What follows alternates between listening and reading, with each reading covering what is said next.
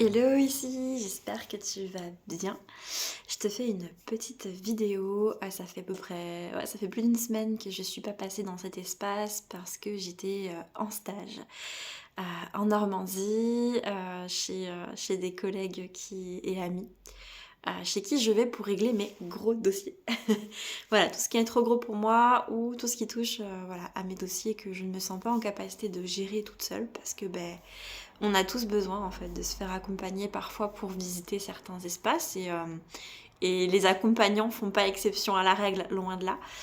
Euh, et j'avais envie de te partager justement un bout de ce que j'ai travaillé pendant ce stage parce que je pense que c'est vraiment de saison entre guillemets pour tout le monde et que j'ai envie de te sensibiliser peut-être sur ce sujet pour que tu puisses plus te respecter pendant ces fêtes de Noël et du coup aussi plus en profiter.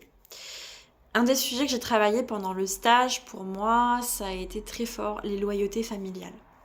Alors les loyautés familiales, si tu sais pas ce que c'est tout simplement le fait de t'accorder, de t'aligner et ou de reproduire un point de vue, un comportement, un schéma situationnel ou relationnel, que ce soit avec ta famille, que ce soit avec une personne en particulier, que ce soit dans ton couple, que ce soit dans ton travail, etc.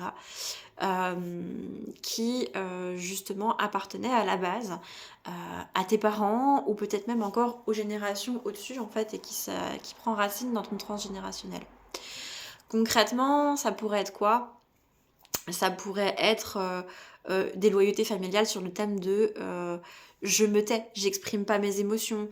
Dans ma famille, j'ai appris qu'il ne fallait pas exprimer ses émotions, que ça dérange, donc je garde tout ça à l'intérieur de moi et s'il y a des situations inconfortables, je m'oblige un petit peu à les vivre.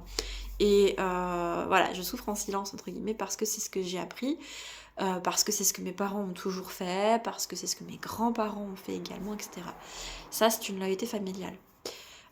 Une loyauté familiale, ça pourrait être aussi se sentir obligé de reprendre une entreprise. Euh, Par exemple, si, imagine, tu as un papa qui est boucher et qu'il a très très envie de transmettre son entreprise et que toi tu te sens un peu obligé, soit parce qu'on t'y pousse de manière explicite, soit parce que c'est un ressenti énergétique qui est présent dans ton inconscient de reprendre cette entreprise, alors qu'au final c'est peut-être pas forcément ce que tu aimerais au fond de toi. Que tu en aies conscience ou pas, ça c'est aussi une loyauté familiale.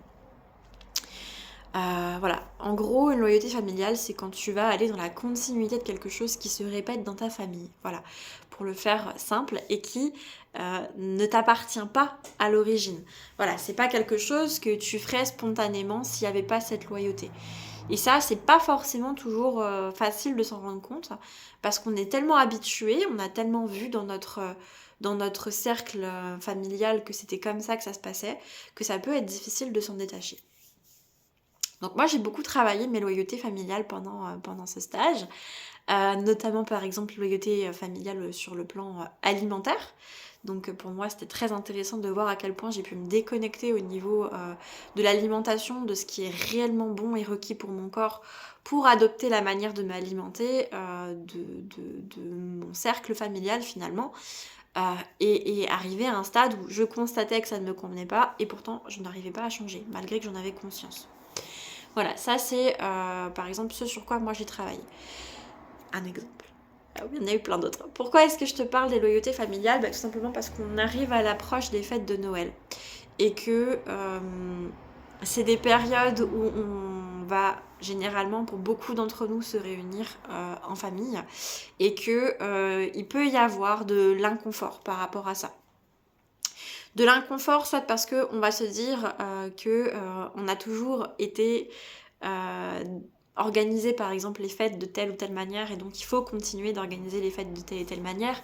Je pense à toutes celles et ceux qui sont toujours ceux qui invitent pour les fêtes notamment et qui se plient en quatre d'ailleurs pour recevoir des invités qui vont être plus ou moins reconnaissants et expressifs dans leur reconnaissance par rapport à ce geste.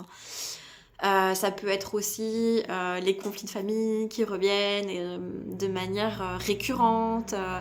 En gros, les fêtes c'est un miroir grossissant où on va pouvoir aller voir ces loyautés familiales d'un peu plus près. Elles vont nous apparaître à la loupe finalement, soit parce que elles vont nous déclencher, soit parce que on va les répéter.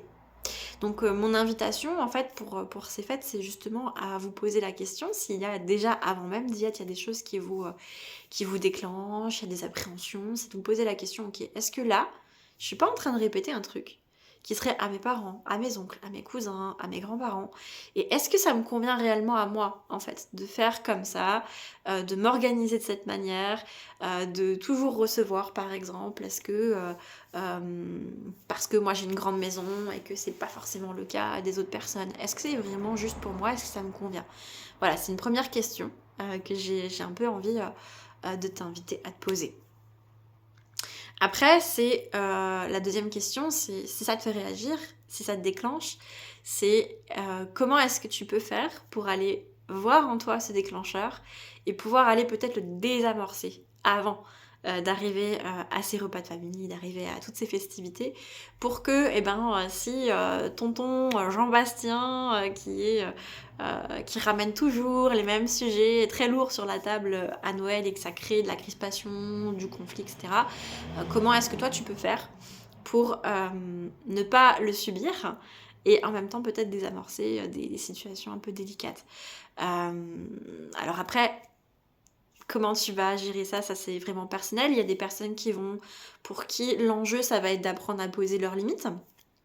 Donc de dire bah ça en fait c'est pas ok pour moi. Je suis désolée de tonton Jean-Bastien, je suis pas, j'ai pas envie en fait de rentrer dans ce sujet de discussion avec toi. Je pense qu'on pourrait parler peut-être d'autre chose qui soit plus joyeux. On se voit pas souvent, j'ai envie de profiter de toi d'une manière différente. Voilà, ça pourrait être une approche pour certains. Pour d'autres, ce sera peut-être équilibrer le donner et le recevoir dans l'organisation de tous ces moments familiaux. Pour d'autres, peut-être que ce sera se retrouver. Pour d'autres, ce sera peut-être créer des choses différentes. Voilà. Ça, je ne sais pas, ça t'appartient. C'est ton histoire, c'est la manière, c'est ce que toi, tu as envie de faire de tout ça. Et mon invitation, ouais, c'est observe, regarde et pose-toi la question, qu'est-ce que je peux changer pour faire en sorte que ces fêtes, je les vive avec le plus de légèreté possible, en me respectant, en me choisissant, et finalement, tout simplement, en faisant des choses qui sont en cohérence avec qui je suis et avec ce que les personnes en fait avec qui j'ai envie de partager ce moment. Voilà, c'était mon petit message. J'espère que tu as bien eu toutes les grandes lignes. J'ai jamais l'impression d'être très claire quand je te fais des vidéos comme ça. N'hésite pas à me dire si tu as des questions dans les commentaires, à me partager s'il y a des choses qui vibrent pour toi ou si tout simplement tu as déjà commencé à faire des changements pour tes festivités de fin d'année. Je t'embrasse, je te dis à bientôt. Belle journée, ciao ciao.